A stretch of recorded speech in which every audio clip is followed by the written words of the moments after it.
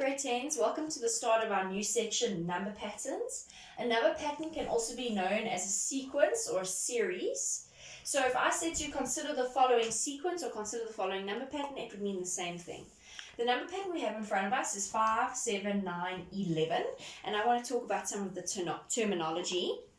If I said to you that this was term 1, I'm saying that the first term, the first position in the sequence, has a value of 5.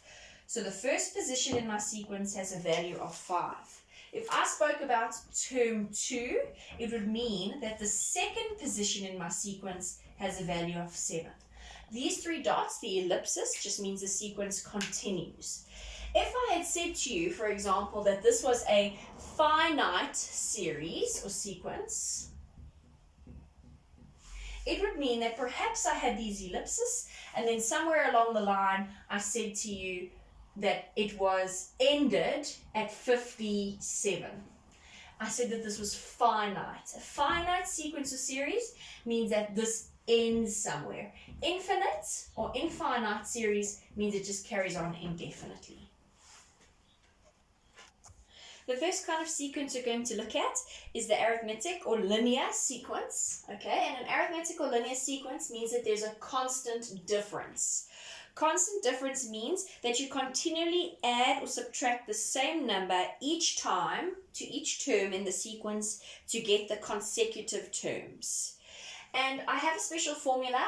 This is called the nth term or the general rule, and it goes Tn is equal to An plus B, where n is the position of the term. So if I was asking you for the fifth term, 5 would be in this position. A would be the constant difference, so what are you adding or what are you subtracting each time? And B would be term 0. Please remember with the constant difference, we always get it from subtracting the second term, the first term from the second term. And it should be equal each time. That's why it's constant. So if I took the second term minus the first term, it should be the same as if I took the third term minus the second term. And this is a very important concept to remember.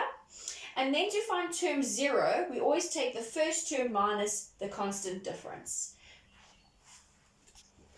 So if we had to go back to the very first sequence that I gave you, this is an infinite sequence because it's carrying on, there is no end. And I asked you to determine the general rule or the nth term. I would work it out by doing this. Tn equals An plus B. A is my constant difference. What do I notice is happening each time? I'm adding 2.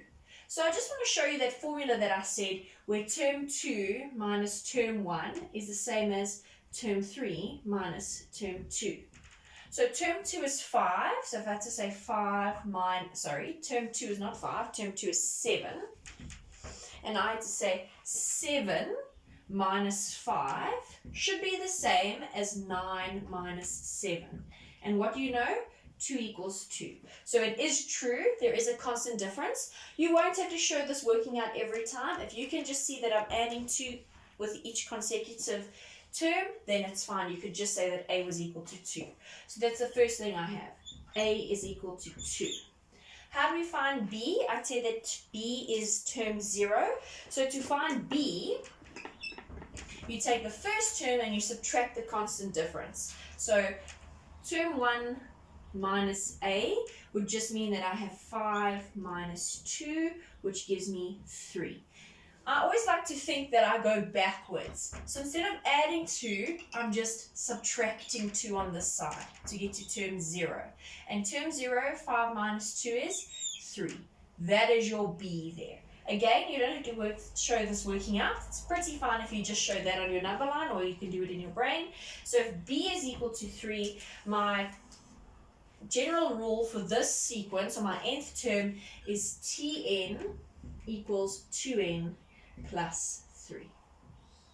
Where do you get your marks? You get your marks for your A value and your B value. The second sequence we're going to look at is called the geometric sequence. And a geometric sequence has a constant ratio. So I want to know what am I multiplying by each time.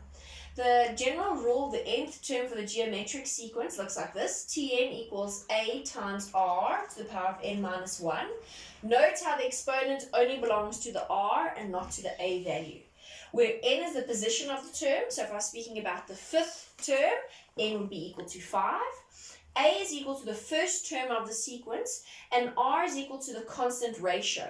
So your constant ratio I calculate by dividing the second term by the first term, and it should be the same as dividing the third term by the second term.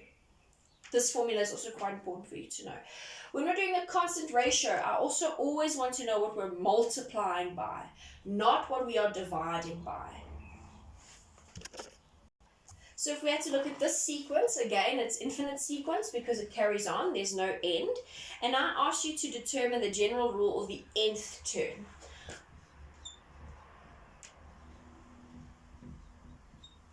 Right, a is my first term, so a would be equal to 16. There's my first term. And r is my constant ratio. Now, I'm sure each time you can see that what am I doing? I'm dividing by 2 with each step. But my constant ratio does not want to know what I'm dividing by. It must be what I'm multiplying by. And if you remember, I gave you that formula that said the second term divided by the first term should be equal to the third term divided by the second term. So let's use this formula and decide what are we multiplying by. So if I went 8 divided by 16 is the same as 4 divided by 8, I actually end up with a half is equal to a half. And this is what I'm multiplying by each time. Remember, if I'm dividing by 2, it is the same as multiplying by a half. And this is what I'm interested in for my constant ratio. What am I multiplying by each time? So if you, for example, if you were dividing by 3, what do you think you would be multiplying by? You'd be multiplying by a third. How do I get it? From this formula. So then this would be my r value. R would be equal to a half. So when I put it into my general formula, I get Tn equals 16 times a half, and is the half that is raised to n minus 1. So let's look at our examples. Our very first example says seedlings on a farm are planted around an underground watering system in the following patterns. This is the initial plantation, this is the second plantation, and that is the third plantation. The first question says, how many seedlings will be in the fourth plantation? So when we're dealing with a picture for an arithmetic or linear sequence, the first thing you should do is write down the sequence that appears. So they're talking about the seedlings, so they're talking about these circles. So in my first plantation, I have 2, 4, 6, 8. 8 little seedlings. In my second plantation, I have 3, 6, 9, 12 seedlings. And in my third plantation, I have 4, 8, 12, 16 little seedlings. So as long as this carried on, this would be the pattern that would be recurring. So for the first question says, how many seedlings will there be in the fourth plantation? Well, the fourth plantation, as you can see, each time we're just adding 4 seedlings on. So this is the first plantation, the second plantation, the third plantation. The fourth plantation would just have 16 plus 4, which is 20. So for the first question, the fourth plantation, or in other words, the fourth term number, would have 20 seedlings. The second question says, write a rule for the number of seedlings required in the nth plantation in words. So in words, I would say, where do I start? What do I add to get what? And I continue adding in that way. So I start at 8 seedlings. Add 4 seedlings to get 12. So I start at 8, add 4 to get 12, and then I say, and continue adding 4 to get the consecutive. What does consecutive mean? It means in a row, in order, to get the consecutive number of seedlings. and you did this kind of thing in grade 8 and grade 9, so it should be very familiar to you. The third question says to write a mathematical formula for the number of seedlings required in the nth plantation. I see it's got a constant difference, so I must use Tn equals an plus b, where a is your constant difference. So I've got 4n. How do I find b? Instead of adding on 4, I'm going to subtract 4, and I get 4. So 4n plus 4 would be your mathematical equation. Question D says, how many seedlings will there be in the 12th plantation? So now I'm looking for the 12th number in my sequence. So instead of writing n, I'm going to write 12. So I've got the 12th plantation will have 4 times 12 plus 4. And 4 times 12 is 48, plus another 4. So the 12th plantation will have 52 seedlings in it. And then the last question for this example, this is my sequence, this was my general rule, says how many plantations will there be when there are more than 88 seedlings? So 88 seedlings means how many times have I carried on the plantations to get 88 out? So if I use my general formula, Tn equals 4n plus 4, I know I've got 88 seedlings already. I want to know what number plantation will give me 88 seedlings. So now I work backwards and I'm solving for n. So I take the 4 over, which would be in subtract 4. So I get 84 is equal to 4n. To get n on its own, I divide by 4 and I get n equals 21. So what does this mean? That the 21st plantation will have 88 seedlings in it. The second example, we have this sequence, and the question says list the next 3 terms. So what do I notice is happening every time? Each time I'm adding 9 on. So it's a constant difference. So the next 3 terms, which mean I need to add 9 on to 33. So 33 plus 9 gives me 42. 42 plus 9 gives me 51. And 51 plus 9 gives me 60. Those are the next 3 terms.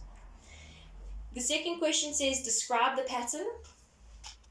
So in words, we talk about where do we start. We started at 6, we added 9 to get 15, and we continue adding 9 to get the consecutive terms. The third question says, determine the nth term. Because it's got a constant difference each time, we have Tn equals an plus b, where a is my constant difference and b is my term 0. So Tn equals 6n, because not 6n, but 9, because 9 is my constant difference. I'm adding 9 each time. And my b, instead of adding 9, I will work backwards and say 6 minus 9 to get my term 0, and that is negative 3. So Tn equals 9n minus 3 would be the general rule, or the nth term.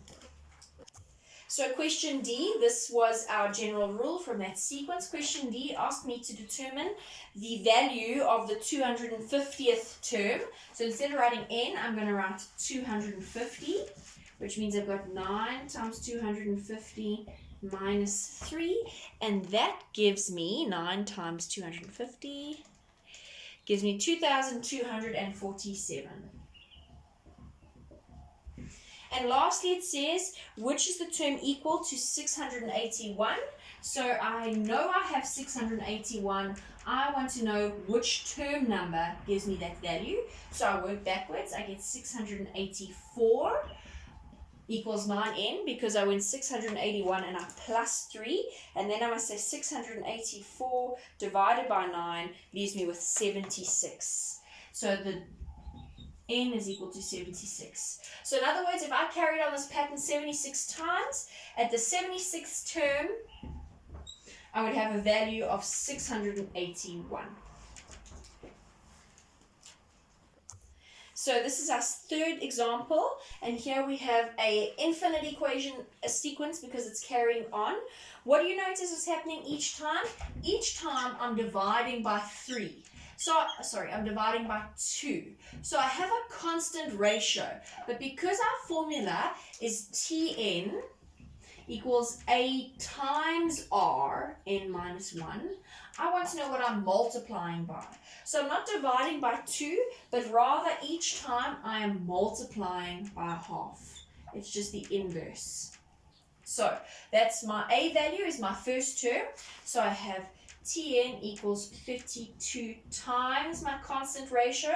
My constant ratio is a half, and I raise that to n minus 1. It's not on the question, but for example, what happens if I had to say to you, what is the sixth term? So I would have said T6 equals 32 times a half raised to 6 minus 1, and you can put that straight into your calculator. But please note, you're not saying 32 times a half, which is 16, and 16 raised to 6 minus 1. The exponent belongs to this base, not to 32 times 16. You can't multiply them together. They don't have the same base. So you'd put that straight into your calculator. So you'd say 32 times a half raised to the power of 5. And you would get 1. Wow. So the sixth term is equal to 1. Let's see if it's true. We've got 1, 2, 3, 4 terms. Let's say to get our fifth term, we would divide by 2. 4 divided by 2 is 2. And then to get our sixth term, we would divide again by 2. And 2 divided by 2 is indeed 1. And that's what we got out. Our fourth example looks like this. Again, what can I say is happening? See, it's happening each time. Each time I'm multiplying by 2. So this is a geometric sequence. So I use Tn equals a times r n minus 1. A being my first term, which is a half, times r is my constant ratio. What am I timesing by? Each time I'm timesing by 2. And that would be the general rule. Again, you cannot say a half times 2 because they are unlike bases. And for our last example, we're given this equation and we're asked to find the first 4 terms of the sequence. So this is easy. To find term 1, I just substitute 1 in, and I'll have 1 over 1 plus 1, which is simply a half. That would be the first term. To find the second term of the sequence, instead of writing n, I'm going to write 2, and I'm going to have 1 over 3. To find the third term, instead of writing n, I'm going to write 3, and I'll have 1 over 4. And lastly, to find the fourth term, instead of writing n, I'm going to write 4, and I end up with 1 over 5. These are my first 4 terms of the sequence that has that equation or general rule. Thank you, grade 10s. We'll see you tomorrow for your next lesson on number patterns.